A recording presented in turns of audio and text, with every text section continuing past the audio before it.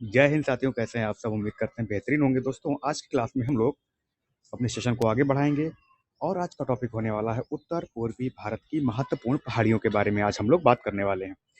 दोस्तों, सबसे पहले एक पॉइंट दिमाग में आता है कि उत्तर पूर्वी भारत।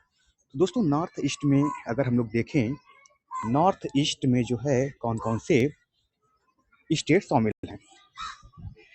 चलिए हम लोग बात करें नॉर्थ ईस्ट की। तो दोस्तों चलिए हम लोग बात कर लेते हैं नॉर्थ ईस्ट। तो दोस्तों सबसे पहले हम लोग देखेंगे नॉर्थ ईस्ट। नॉर्थ ईस्ट, तो दोस्तों इसमें अगर हम लोग देखें तो नॉर्थ ईस्ट में कुल 8, ध्यान दीजिएगा, नॉर्थ ईस्ट में 8 स्टेट आते हैं। अब बात आएगी कौन कौन से स्टेट आते हैं। तो दोस्तों हम लोग बात करेंगे 7 स्टेट्स, 7 सिस्टर, 7 सिस्टर और प्लस एक सिक्किम। अगर हम लोग सिक्किम को मिला दें तो सिक्किम को मिलाकर मतलब हम लोग कह सकते हैं कि Sikkim, Sikkim plus 7 sister, 7 sister, इन सबको मिलाकर हम लोग नॉर्थ ईस्ट, नॉर्थ ईस्ट कहते हैं। इतनी बात समझ में आई होगी। चलिए अब हम लोग बात करें अगर नॉर्थ ईस्ट में कौन कौन सी महत्वपूर्ण पर्वत पहाड़ियाँ स्थित हैं। चलिए अगर हम लोग देखें, एक बार मैप पर देखें हम लोग, नॉर्थ ईस्ट में अगर हम लोग देखें तो सिक्किम, सिक्किम में अगर हम लोग देखें तो भूटान, भूटान के नज़दीक सिक्किम, सिक्किम से लेकर हम लोग देखेंगे ये जो एरिया है ये हमारा नॉर्थ ईस्ट हो जाता है।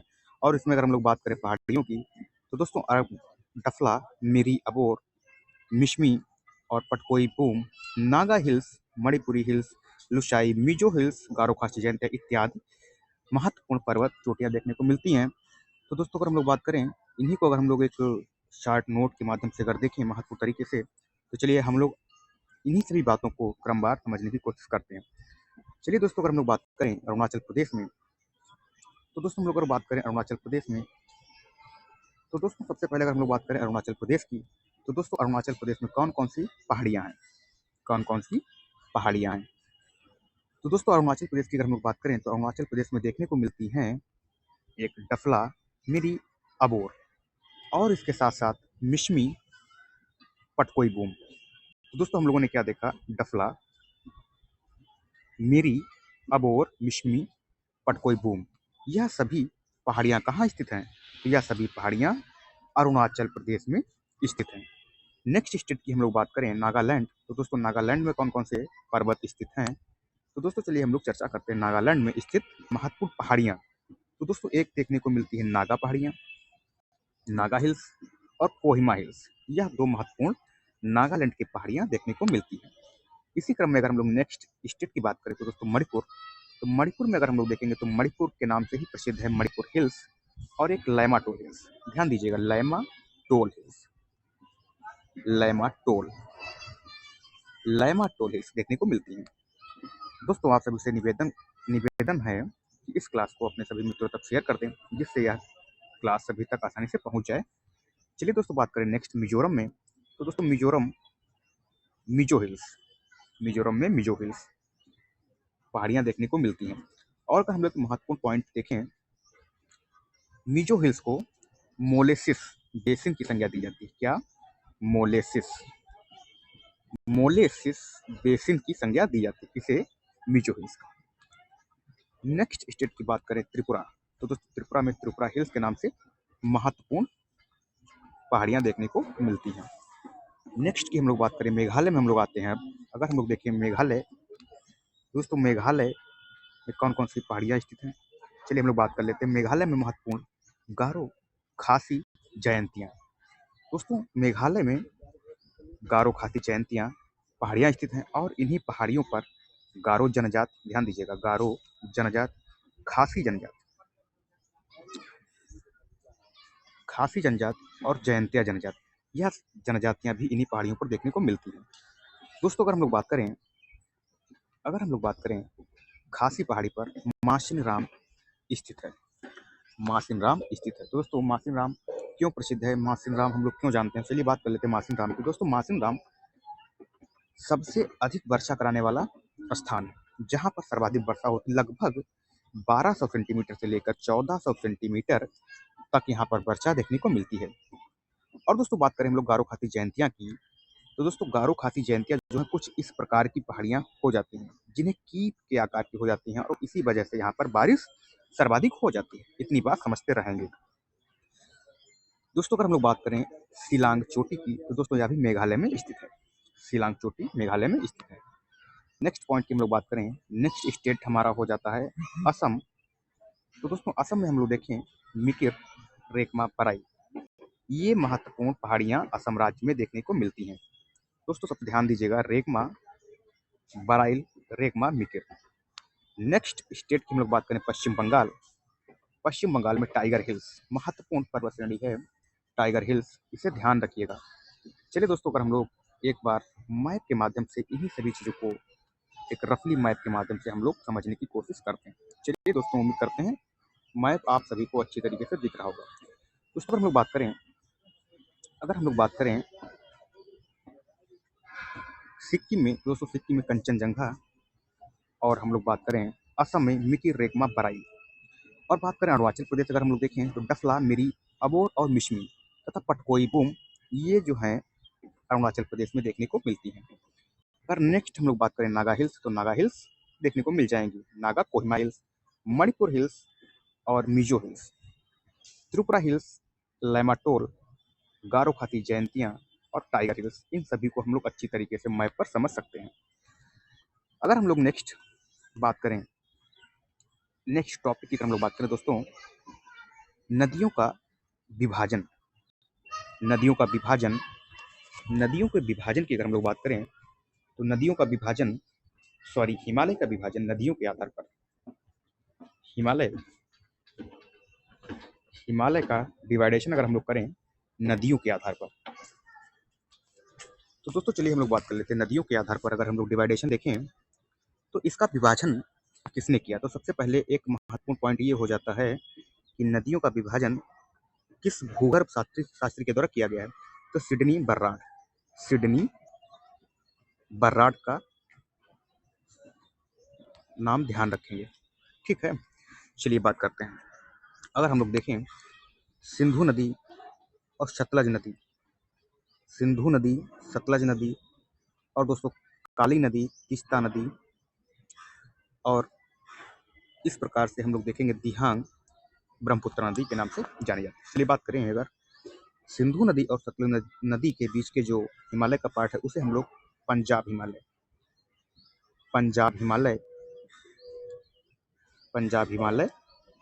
के नाम से जानते हैं। नेक्स्ट अगर हम लोग बात करें सतलज नदी और काली नदी के बीच के हिमालय को हम लोग कुमाऊं हिमालय, ध्यान दीजिएगा, कुमाऊं हिमालय के नाम से जानते हैं। अगर हम लोग नेक्स्ट बात करें काली नदी और तीस्ता नदी के बीच में नेपाल हिमालय, और इसी क्रम में अगर हम लोग देखें तीस्ता नदी और ब्रह्मपुत्र नदी, इसके बीच में असम हिमालय, जिसे पूर्वी हिमालय के नाम से भी जानते हैं। इन्हीं सभी बातों को हम लोग एक बार बेहतरीन तरीके से महत्वपूर्ण तथ्यों को हम लोग जानकारी के रूप में समझेंगे। चलिए बात करते हैं, इसका वर्गीकरण 4 प्रकार से हुआ है, कौन कौन से, पंजाब हिमालय या कश्मीर हिमालय। सेकंड की बात करें तो कुमाऊं हिमालय, और third Nepal Himalaya, fourth number अगर हम देखें तो असम हिमालय के नाम से जाना जाता है। चलिए इनके बारे में हम लोग कुछ विशेषताएं देख लें। पंजाब हिमालय सिंधु व सतलज नदियों के बीच में स्थित है, और इसकी लंबाई की बात करें दोस्तों ध्यान दीजिएगा, इसकी लंबाई जो हो जाती है 560 किलोमीटर, इसकी लंबाई 560 किलोमीटर किसकी, पंजाब हिमालय की हो जाती है। नेक्स्ट अगर हम लोग बात करें कुमाऊं हिमालय की, तो दोस्तों कुमाऊं हिमालय सतलज और काली नदियों के बीच में स्थित है। नेपाल हिमालय की भी हम लोग बात कर चुके हैं, काली व तीस्ता नदियों के बीच में स्थित है। असम हिमालय की भी हम लोग बात किया है, तीस्ता व दिहांग नदी अरुणाचल प्रदेश में, इन नदियों के बीच में स्थित हिमालय को असम हिमालय या पूर्वी हिमालय के नाम से जानते हैं। पंजाब हिमालय, कश्मीर हिमालय, दोस्तों अगर इससे संबंधित कुछ महत्वपूर्ण तथ्य देखें तो ये पीर पंजाल, जास्कर, धौलाधर, अगर हम लोग पूछेंगे, ध्यान दीजिएगा, अगर हम लोग ऊंचाई के आधार पर देखें तो पीर पंजाल, जास्कर, धौलाधर इन श्रेणियों पर स्थित है। और अगर बात करें जास्कर ऊंचाई के आधार पर ट्रांस हिमालय का भाग है, और नदियों के हिसाब से अगर हम लोग देखें तो पंजाब हिमालय का भाग है। उम्मीद करते हैं इतनी बात समझ में आई होगी। अगर बात करें धौलाधर की, तो दोस्तों यह ऊंचाई के आधार पर लघु या मध्य हिमालय में स्थित है, और अगर नदियों के विभाजन के आधार पर देखा जाए तो यह पंजाब हिमालय का भाग है। कौन? धौलाधर। नेक्स्ट अगर हम लोग बात करें पीर पंजाल, तो दोस्तों यह पीर पंजाल कश्मीर हिमालय या पंजाब हिमालय में स्थित है। और ऊंचाई के आधार पर बात करें तो दोस्तों यह नदियों के आधार पर अगर हम लोग देखें पीर पंजाल तो लघु या मध्य हिमालय के पार्ट हो जाता है। नेक्स्ट अगर हम लोग बात करें कुमाऊं, कुमायूं,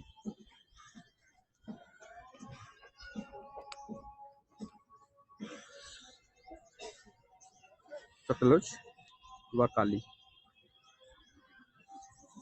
काली नदियों के मध्य स्थित है और इसकी लंबाई की बात करें तो 320 किलोमीटर तक विस्तार इसका पाया जाता है।